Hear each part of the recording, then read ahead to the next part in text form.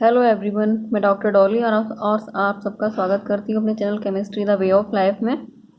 तो इससे पहले वीडियोस में मैंने आपको वीएसीपीआर थ्योरी के बारे में बताया था और उसके दो पोस्टुलेट्स के बारे में हम पढ़ चुके थे। तो जिसमें से पहला पोस्टुलेट था कि अगर जो भी हम कंपाउंड, जिसकी भी कंपाउंड की या फिर आयन की हम बात कर रहे हैं, जिसकी हमें शेप फाइंड आउट करनी है, अगर उसमें जो भी सेंट्रल एटम है उसके अराउंड सारे के सारे जो इलेक्ट्रॉन पेयर्स हैं, अगर उनमें कोई भी लोन पेयर प्रेजेंट नहीं है, सारे के सारे बॉन्ड पेयर हैं, तो हम उनका जो शेप है उसको डायरेक्टली हाइब्रिडाइजेशन के अकॉर्डिंग फाइंड आउट कर सकते हैं। और जो सेकंड पोस्टुलेट था वो था कि अगर यहाँ कोई भी बॉन्ड पेयर के साथ अगर कोई भी लोन पेयर भी अगर प्रेजेंट होता है तो वहाँ लोन पेयर रिपल्सन की वजह से या फिर bond pair lone pair repulsion की वजह से उसकी शेप में कुछ चेंजेस आ जाते हैं, जिसकी वजह से जो ओरिजिनली हाइब्रिडाइजेशन के अकॉर्डिंग उसकी शेप होनी चाहिए वो नहीं रहती है। और इस शेप के बारे में मैंने बता दिया था। आज हम बात करने वाले हैं बॉन्ड एंगल के बारे में, जो कि वीएसीपीआर थ्योरी का थर्ड पोस्टुलेट है। तो आज हम बॉन्ड एंगल के बारे में पढ़ेंगे। तो जो वीएसीपीआर थ्योरी का थर्ड पोस्टुलेट है वो हमें बॉन्ड एंगल के बारे में बताता है। और जो भी मॉलिक्यूल या फिर आयन जिसका कि हमें बॉन्ड एंगल फाइंड आउट करना होता है, तो उसके लिए हमें कुछ स्टेप्स फॉलो करने होते हैं। तो सबसे पहले हमें उसका हाइब्रिडाइजेशन फाइंड आउट करना होता है, जो भी मॉलिक्यूल या फिर आयन है। उसके बाद में हमें जब उसका हाइब्रिडाइजेशन पता चल जाता है तो हम उसका परसेंट एस देखते हैं। अगर हाइब्रिडाइजेशन में परसेंट एस करेक्टर इंक्रीज होता है तो बॉन्ड एंगल भी इंक्रीज होता है। इसका मतलब है कि जो बॉन्ड एंगल है वो परसेंट एस करेक्टर के डायरेक्टली प्रोपोर्शनल होता है। अगर परसेंट एस बढ़ेगा तो बॉन्ड एंगल भी बढ़ेगा। इसका हम एग्जांपल देख सकते हैं कि जो एस पी हाइब्रिडाइजेशन है इसमें 50% एस करेक्टर होता है और इसलिए इसका बॉन्ड एंगल 180 डिग्री होता है। और जो sp2 हाइब्रिडाइजेशन है इसमें परसेंट एस करेक्टर 33.3% होता है और इसका बॉन्ड एंगल 120 डिग्री। तो 50% पे बॉन्ड एंगल बड़ा है और 33.3% पे बॉन्ड एंगल छोटा है। इस तरीके से अगर हम sp3 हाइब्रिडाइजेशन की बात करें तो यहाँ पर परसेंट एस करेक्टर 25% होता है, इसका बॉन्ड एंगल और भी छोटा है, 109.9 डिग्री 28 सेकेंड का बॉन्ड एंगल होता है। इस तरीके से अगर परसेंट एस कैरेक्टर इंक्रीज होगा तो बॉन्ड एंगल भी इंक्रीज होगा, डिक्रीज होगा तो बॉन्ड एंगल भी डिक्रीज होगा।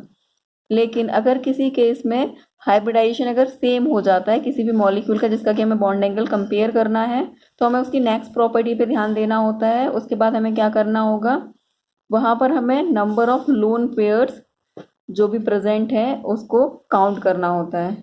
तो अगर हाइब्रिडाइजेशन सेम हो जाता है तो हमें number of lone pairs count करना होगा अराउंड द सेंट्रल एटम। तो अगर number of lone pair increase होते हैं तो बॉन्ड एंगल डिक्रीज हो जाता है। जितनी ज़्यादा नंबर में लोन पेयर प्रेजेंट होंगे किसी भी मॉलिक्यूल या फिर आयन में तो उसका बॉन्ड एंगल उतना ही छोटा होता है। लेकिन अगर लोन पेयर का नंबर भी सेम हो जाए उस कंडीशन में हमें क्या करना होता है, तो उस कंडीशन में हमें इलेक्ट्रोनेगेटिविटी चेक करनी होती है, जो भी सेंट्रल एटम है उसकी भी और जो भी सराउंडिंग एटम्स हैं उनकी भी। तो हमें इलेक्ट्रोनेगेटिविटी चेक करनी होगी। और जो इलेक्ट्रोनेगेटिविटी है, अगर सेंट्रल एटम की इलेक्ट्रोनेगेटिविटी इंक्रीज होती है तो बॉन्ड एंगल भी इंक्रीज हो जाता है। इसका रीज़न अभी हम बताएंगे। अगर सराउंडिंग एटम की इलेक्ट्रोनेगेटिविटी इंक्रीज होती है तो बॉन्ड एंगल डिक्रीज हो जाता है। मतलब एक दूसरे के अपोजिट चलेगा। सेंट्रल एटम की इलेक्ट्रोनेगेटिविटी इंक्रीज होने पर बॉन्ड एंगल इंक्रीज होगा, लेकिन सराउंडिंग एटम की इलेक्ट्रोनेगेटिविटी इंक्रीज होने पर बॉन्ड एंगल डिक्रीज होगा। इसका रीज़न है कि जब कभी भी सेंट्रल एटम की इलेक्ट्रोनेगेटिविटी इंक्रीज होती है तो वो क्या करेगा, जो भी शेयरिंग इलेक्ट्रॉन पेयर है उसको अपनी तरफ खींचेगा। और जो भी शेयर्ड इलेक्ट्रॉन पेयर अगर उसको अपनी तरफ खींचेगा तो उसकी जो डिस्टेंस है वो आपस में काफ़ी कम हो जाएगी। देखिए जैसे अगर हम देख सकते हैं यहाँ पर अगर इलेक्ट्रोनेगेटिविटी कम है सेंट्रल एटम की तो जो बॉन्ड पेयर है वो बॉन्डेड इलेक्ट्रॉन पेयर है वो सेंट्रल एटम से काफ़ी दूर होगा। जैसे जैसे इलेक्ट्रोनेगेटिविटी हाई होती चली जाएगी ये जो शेयर्ड इलेक्ट्रॉन पेयर है सेंट्रल एटम के पास जाता चला जाएगा। और जितना पास जाएगा सेंट्रल एटम के उतना ही दोनों जो इलेक्ट्रॉन पेयर्स हैं वो एक दूसरे के पास आ जाएंगे। इस तरीके से जब कभी भी इलेक्ट्रॉन पेयर्स पास होते हैं तो वहाँ अगर बॉन्ड पेयर हैं तो बॉन्ड पेयर में रिपल्शन इंक्रीज हो जाता है। और जब रिपल्शन इंक्रीज होगा तो क्या होगा, ये दोनों इलेक्ट्रॉन पेयर एक दूसरे से दूर हटने की कोशिश करेंगे रिपल्शन की वजह से, और जब दूर हटने की कोशिश करते हैं तो जो बॉन्ड एंगल है वो इंक्रीज हो जाता है। देखिए यहाँ से अगर यहाँ तक हम देखेंगे तो बॉन्ड एंगल इंक्रीज हुआ है। तो जो सेंट्रल एटम की इलेक्ट्रोनेगेटिविटी का रिलेशन है वो डायरेक्टली यही है कि जो जो भी बॉन्ड पेयर होता है वो पास में आ जाता है, उनके बीच के रिपल्शन की वजह से दोनों बॉन्ड पेयर एक दूसरे से दूर होने की कोशिश करते हैं और बॉन्ड एंगल इंक्रीज हो जाता है। तो ये यहाँ पर रीज़न है। अगर हम सराउंडिंग एटम की इलेक्ट्रोनेगेटिविटी की बात करें तो देखिए, अगर सराउंडिंग एटम जैसे कि ये सराउंडिंग एटम्स हैं, अगर ये सराउंडिंग एटम्स इनकी इलेक्ट्रोनेगेटिविटी हाई है तो जो जो ये बॉन्ड पेयर होगा वो सराउंडिंग एटम के पास जाने की कोशिश करेंगे। जैसे कि यहाँ पर सेंटर एटम की इलेक्ट्रोनेगेटिविटी हाई है, लेकिन जैसे जैसे सराउंडिंग एटम की इलेक्ट्रोनेगेटिविटी हाई होगी, ये जो भी शेयर्ड पेयर है, शेयर्ड बॉन्ड पेयर है, वो सराउंडिंग एटम के पास जाने की कोशिश करेंगे। इस तरीके से पास जाएंगे और इनके पास जाने की वजह से इनकी डिस्टेंस यहाँ तो पास थी दोनों बॉन्ड पेयर की, लेकिन जैसे जैसे ये सराउंडिंग एटम के पास जाएंगे, हाईली इलेक्ट्रोनेगेटिव एटम के पास जाएंगे, इनकी डिस्टेंस ऑटोमेटिकली क्या हो जाएगी, इंक्रीज हो जाएगी। और जब डिस्टेंस इंक्रीज होगी तो यहाँ जो भी बॉन्ड पेयर रिपल्शन है वो क्या हो जाएगा, डिक्रीज हो जाएगा। अगर रिपल्शन डिक्रीज होगा तो इनकी जो जो बॉन्ड पेयर की यहाँ पर जो डिस्टेंस है वो क्या हो रही है, इंक्रीज हो रही है। और अगर डिस्टेंस इंक्रीज हो जाएगी तो अगर डिस्टेंस कम है तो इसका मतलब रिपल्शन भी कम होगा, और अगर रिपल्शन कम होगा तो क्या हो जाएगा, बॉन्ड एंगल डिक्रीज हो जाएगा। इस तरीके से सेंट्रल एटम की इलेक्ट्रोनेगेटिविटी इंक्रीज होने से बॉन्ड एंगल इंक्रीज हो जाता है, और सराउंडिंग एटम की इलेक्ट्रोनेगेटिविटी इंक्रीज होने से बॉन्ड एंगल डिक्रीज हो जाता है। तो ये है रिलेशन। इससे हम कुछ एग्जांपल्स देख लेते हैं। यहाँ हमें एक और पॉइंट याद रखना होता है कि अगर हाइब्रिडाइजेशन sp2 या फिर sp3 ना हो तो हमें शेप को ध्यान में रखना होगा। देखिए, हम यहाँ फर्स्ट एग्जांपल देखते हैं कि अगर हमें ये एग्जांपल्स गिवन है, कुछ आयंस जैसे अमोनियम आयन है, अमोनिया है, और एक सेकेंडरी अमीन NH2 नेगेटिव है। तो अगर हम इन आयंस को देखते हैं तो अब यहाँ देखिए सबका हाइब्रिडाइजेशन अगर हम फाइंड आउट करेंगे तो sp3 हाइब्रिडाइजेशन है तीनों का। लेकिन अगर हम यहाँ पर लोन पेयर का नंबर काउंट करते हैं, क्योंकि हाइब्रिडाइजेशन अगर सेम होता है तो हमें लोन पेयर काउंट करना होता है। तो देखिए NH4 पॉजिटिव में जो नंबर ऑफ लोन पेयर है वो 0 है, अमोनिया के केस में जो लोन पेयर है वो 1 है, और NH2 नेगेटिव के केस में जो लोन पेयर है वो 2 है। किस तरीके से फाइंड आउट करते हैं ये मैंने आपको इससे पिछले वीडियो में बताया है, उसका लिंक मैं यहाँ डिस्क्रिप्शन में डाल दूँगी, तो आप उसकी कैलकुलेशन देख सकते हैं। अब देखिए यहाँ अगर लोन पेयर का नंबर इंक्रीज होगा तो बॉन्ड एंगल क्या होता है, डिक्रीज होता है। तो देखिए यहाँ पर 0, 1, 2 जो नंबर ऑफ लोन पेयर है वो इंक्रीज हो रहा है, इसका मतलब है बॉन्ड एंगल क्या हो जाएगा, डिक्रीज हो जाएगा। तो अगर हम इनका डिक्रीजिंग ऑर्डर देखेंगे तो सबसे ज़्यादा बॉन्ड एंगल होगा अमोनियम आयन का, उसके बाद में अमोनिया का, और उसके बाद में होगा NH2 नेगेटिव का। अगर हम नेक्स्ट एग्जांपल देखें, यहाँ CO2, BF3, SO2 और H2O मॉलिक्यूल के केस में, तो यहाँ देखिए जो CO2 है इसके लिए हाइब्रिडाइजेशन sp है, बाकी BF3 और SO2 के लिए जो हाइब्रिडाइजेशन है वो sp2 और sp2 है, जबकि H2O के लिए जो हाइब्रिडाइजेशन है वो sp3 है। अब अगर sp का केस देखेंगे तो यहाँ पर परसेंट एस करेक्टर सबसे ज़्यादा है। परसेंट एस करेक्टर सबसे ज़्यादा होने की वजह से बॉन्ड एंगल सबसे बड़ा CO2 का होगा, जो कि 180 डिग्री होगा sp की वजह से। उसके बाद अगर हम देखें sp2 और sp2 हाइब्रिडाइजेशन में, तो क्योंकि दोनों का सेम हाइब्रिडाइजेशन है तो हमें यहाँ पर लोन पेयर काउंट करने होंगे। BF3 के केस में जो लोन पेयर का नंबर आता है वो 0 है, और SO2 के केस में जो नंबर ऑफ लोन पेयर है वो 1 है। इसका मतलब है जहाँ पर लोन पेयर कम होगा उसका बॉन्ड एंगल बड़ा होगा, इसका मतलब इसके बाद CO2 के बाद BF3 का बॉन्ड एंगल आएगा, उसके बाद SO2 का, और जो sp3 हाइब्रिडाइज H2O है यहाँ सबसे छोटा बॉन्ड एंगल होगा। तो इस तरीके से हम अरेंज कर सकते हैं बॉन्ड एंगल के सीक्वेंस में, डिक्रीजिंग ऑर्डर या फिर इंक्रीजिंग ऑर्डर में, जो भी स्पीशीज हमें गिवन हो, चाहे वो आयंस हो या फिर कोई मॉलिक्यूल्स हो। एक एग्जांपल हम देखते हैं यहाँ पर, जैसे NH3 है, H2O है, OF2 है और NF3 है। यहाँ पर हम अगर डायरेक्टली भी देखें तो इनका बॉन्ड एंगल डायरेक्टली यहाँ पर दिया हुआ है, लेकिन अगर हम यहाँ ऑर्डर देखेंगे तो जो NH3 का केस है, NH3 में अगर हम देखेंगे तो sp3 हाइब्रिडाइजेशन है, H2O में भी sp3 हाइब्रिडाइजेशन है, OF2 NF3 इन सब के केस में जो हाइब्रिडाइजेशन है वो sp3 है। और sp3 हाइब्रिडाइजेशन होने के बाद में हमें क्या देखना होगा, पहले तो हम इलेक्ट्रोनेगेटिविटी का ऑर्डर चेक करेंगे। तो देखिए यहाँ पर ये नाइट्रोजन का हाइड्राइड है NH3 और H2O ऑक्सीजन का हाइड्राइड है। इस तरीके से जो OF2 है ये ऑक्सीजन का फ्लोराइड है और NF3 नाइट्रोजन का फ्लोराइड है। यानी कि 2 हमें हाइड्राइड गिवन है और 2 हमें फ्लोराइड गिवन है। अब हमें क्या देखना है, यहाँ पर नाइट्रोजन और ऑक्सीजन अगर हम दोनों सेंट्रल एटम की इलेक्ट्रोनेगेटिविटी की बात करें तो ऑक्सीजन की इलेक्ट्रोनेगेटिविटी हाई है। और हमें पता है जब अगर सेंट्रल एटम की इलेक्ट्रोनेगेटिविटी हाई होती है तो जो भी बॉन्ड पेयर है वो सेंट्रल एटम की तरफ शिफ्ट हो जाएगा और क्या होगा, उसका बॉन्ड एंगल इंक्रीज हो जाएगा, बॉन्ड एंगल इंक्रीज हो जाएगा।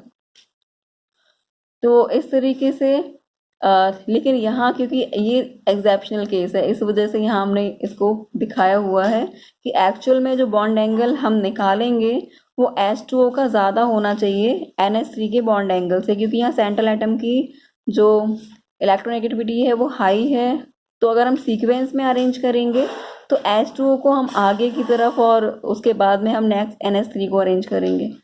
अगर हम इन दोनों को देखें तो यहाँ ऑक्सीजन की अगर हम दोनों को देखें तो यहाँ पर भी ऑक्सीजन के फ्लोराइड्स हैं। ऑक्सीजन से ज़्यादा इलेक्ट्रोनेगेटिव फ्लोरीन है, यहाँ नाइट्रोजन से ज़्यादा इलेक्ट्रोनेगेटिव फ्लोरीन है। तो इस केस में क्या होना चाहिए कि फ्लोरीन की इलेक्ट्रोनेगेटिविटी हाई है, इसका मतलब है कि जहाँ पर फ्लोरीन एटम्स का नंबर हाई होगा वो जो भी बॉन्ड पेयर होंगे उनको अपनी तरफ खींचेगी, तो जो बॉन्ड एंगल है वो क्या हो जाएगा, डिक्रीज हो जाएगा। तो यहाँ जो इलेक्ट्रोनेगेटिविटी का डिफरेंस है वो नाइट्रोजन और फ्लोरीन में ज़्यादा है, इसका मतलब यहाँ पर बॉन्ड एंगल ज़्यादा डिक्रीज होगा। ऑक्सीजन फ्लोरीन में कम डिफरेंस है इलेक्ट्रोनेगेटिविटी का, इसका मतलब यहाँ पर बॉन्ड एंगल कम डिक्रीज होगा। इसका एक सीक्वेंस तो ठीक है, लेकिन यहाँ जो सीक्वेंस है ये उल्टा सीक्वेंस आ रहा है। तो इसको हमें ध्यान में रखना होता है कि हमेशा H2O का बॉन्ड एंगल अमोनिया के बॉन्ड एंगल से छोटा होता है। इस वजह से मैंने यहाँ वैल्यू भी लिखी हुई है ताकि हम यहाँ वैल्यू भी कंपेयर कर पाएँ कि अमोनिया के लिए 107.2 डिग्री होता है बॉन्ड एंगल, H2O के लिए 104.5 डिग्री होता है, OF2 के लिए 103.1 डिग्री होता है और NF3 के लिए 102.3 डिग्री होता है। तो हम इन दोनों को तो आसानी से अपने पोस्टुलेट के अकॉर्डिंग, जो VSEPR थ्योरी का थर्ड पोस्टुलेट है उसके अकॉर्डिंग अरेंज कर पा रहे हैं, लेकिन इन दोनों में जो एक्सेप्शन है वो हमें ध्यान रखना होगा। नेक्स्ट एग्जाम्पल हम देखते हैं कि यहाँ सारे के सारे फॉस्फोरस के हैलाइड हैं, फ्लोराइड, क्लोराइड, ब्रोमाइड और आयोडाइड। तो इनके केस में क्या होगा, देखिए इलेक्ट्रोनेगेटिविटी का डिफरेंस हमें चेक करना होगा। तो जो सबसे ज़्यादा इलेक्ट्रोनेगेटिविटी है वो फ्लोरीन एटम की होती है, क्योंकि सेंट्रल एटम सब सेम है। तो हमें सिर्फ सराउंडिंग एटम्स की इलेक्ट्रोनेगेटिविटी का डिफरेंस चेक करना होगा। हमें पता है फ्लोरीन सबसे ज़्यादा हाईली इलेक्ट्रोनेगेटिव होता है। तो ये क्या करेगा, सबसे ज़्यादा जो भी बॉन्डेड पेयर है उसको अपनी तरफ खींच लेगा। अगर बॉन्ड पेयर को अपनी तरफ खींचेगा तो क्या होगा, जो उसकी डिस्टेंस है वो डिक्रीज हो जाएगी। डिस्टेंस डिक्रीज होगी तो उनके बीच का रिपल्शन भी डिक्रीज हो जाएगा। डिस्टेंस इंक्रीज हो जाएगी। डिस्टेंस इंक्रीज होगी तो रिपल्शन डिक्रीज हो जाएगा, और अगर रिपल्शन डिक्रीज होगा तो जो बॉन्ड एंगल है वो डिक्रीज हो जाएगा।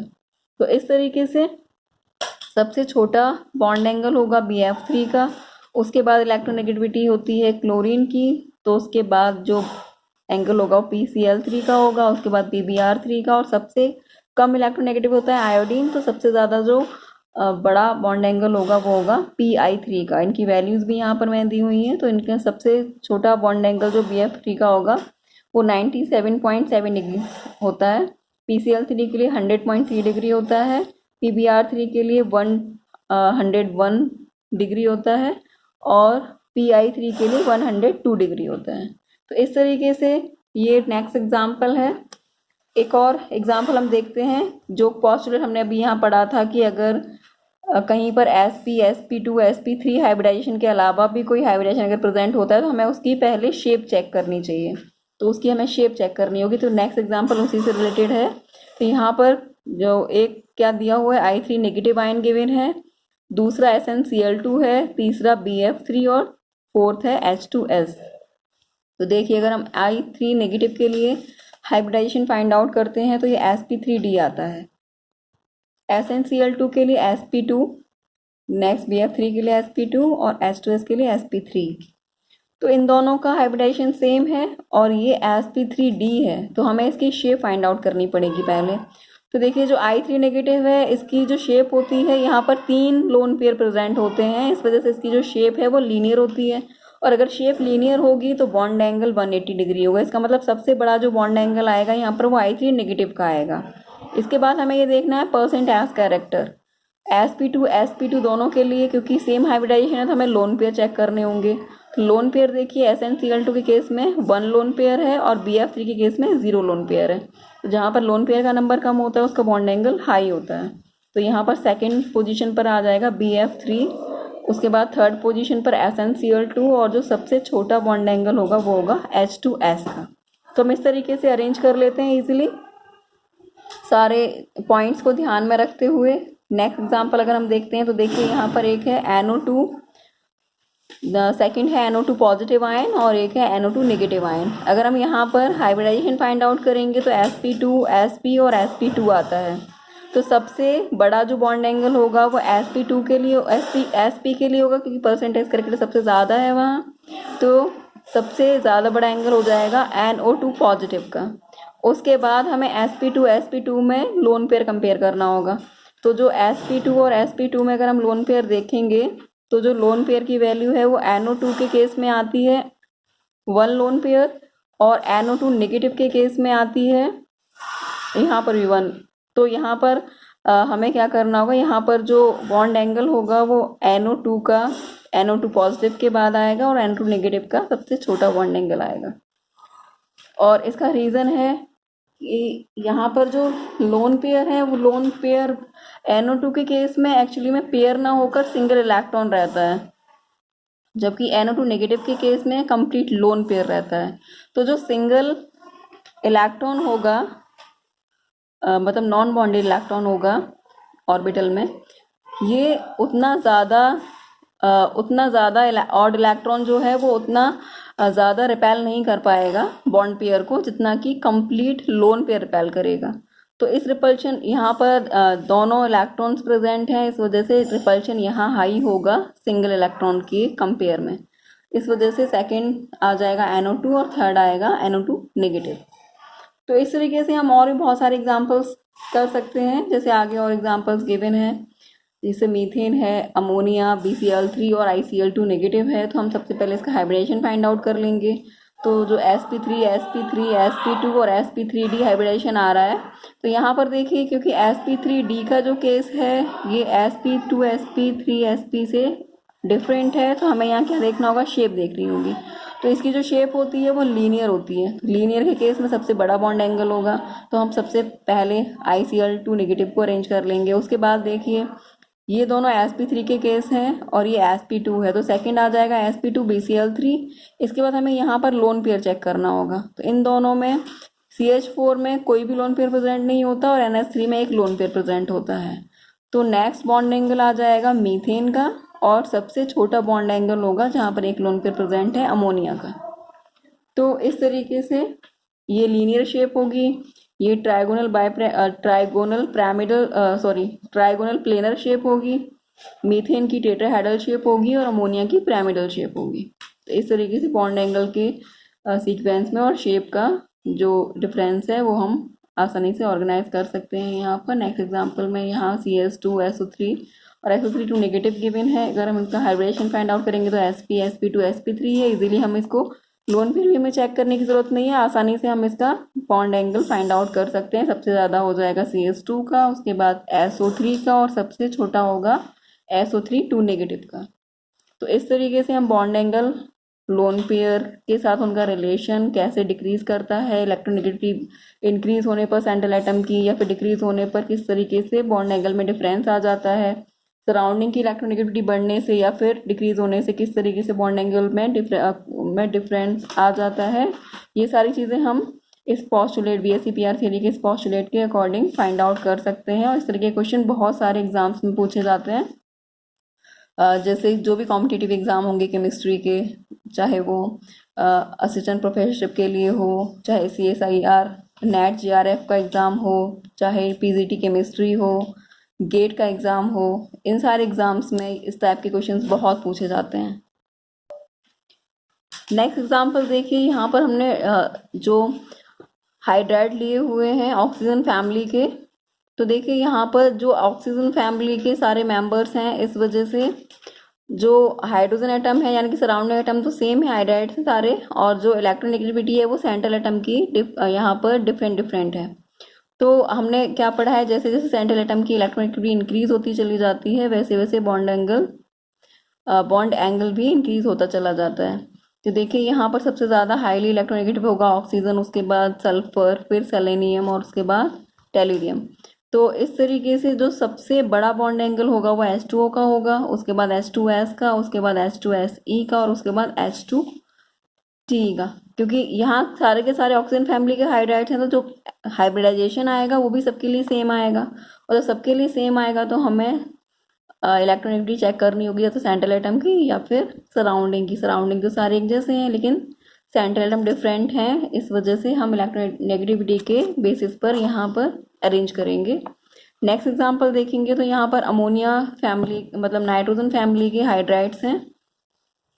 तो सबसे ज़्यादा हाईली इलेक्ट्रोनेगेटिव होगा अमोनिया, उसके बाद फॉस्फोरस, फिर आर्सेनिक, और सबसे कम इलेक्ट्रोनेगेटिव होगा सबेरियम।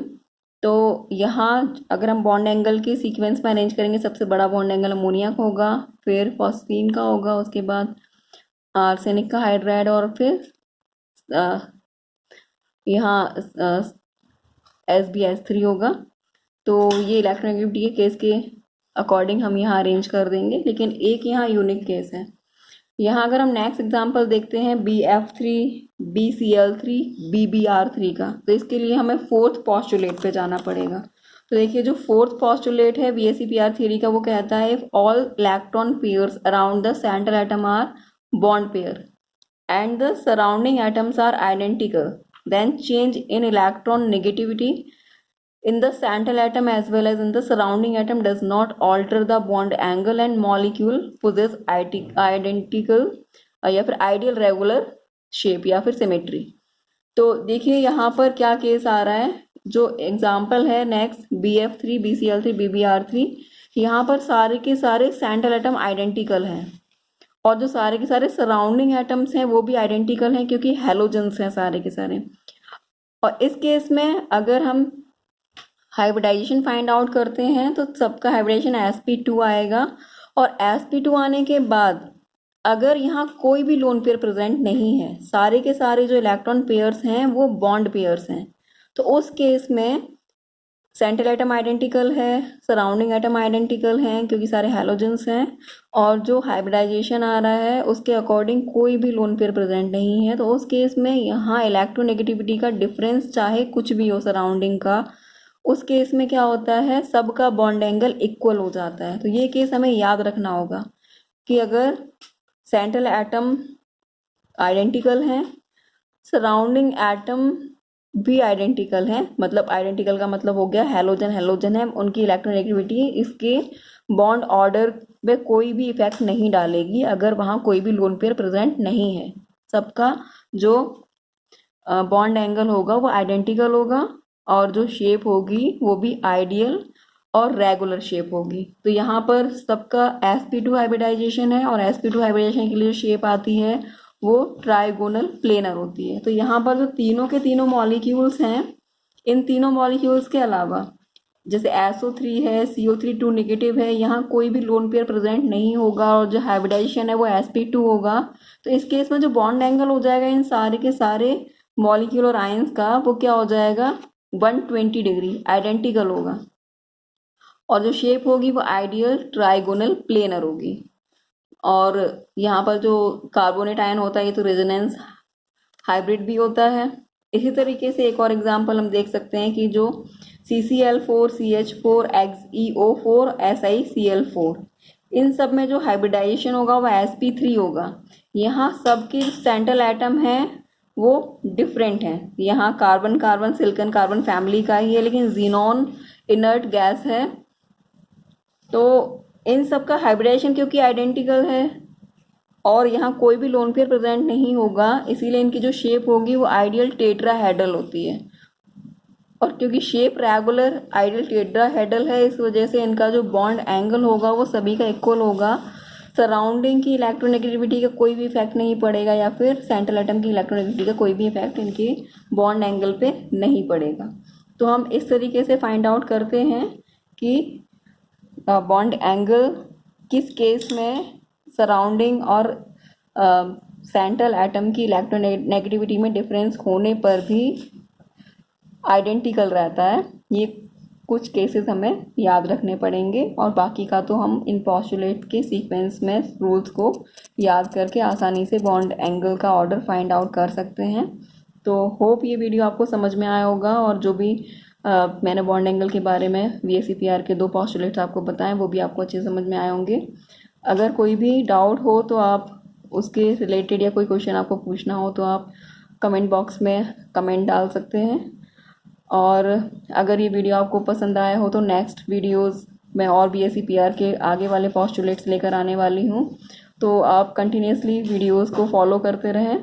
और अगर आपको वीडियो पसंद आते हैं तो आप अपने फ्रेंड्स को शेयर कर सकते हैं और अगर कोई भी डाउट है तो कमेंट में पूछ सकते हैं आप।